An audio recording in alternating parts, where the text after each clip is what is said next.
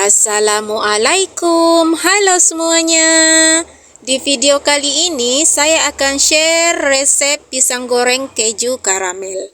Di sini saya pakai pisang kepok ya bun, bisa juga pakai pisang raja. Di sini saya pakai 4 biji saja, saya belah 2.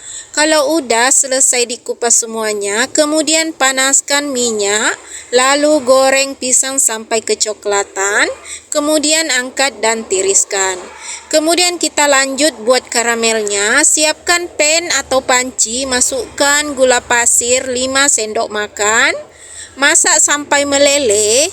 Kalau udah meleleh, masukkan margarin 3 sendok makan, lalu aduk sampai merata. Kalau udah merata, tuang karamel ke atas pisang yang sudah kita goreng, kemudian beri topping.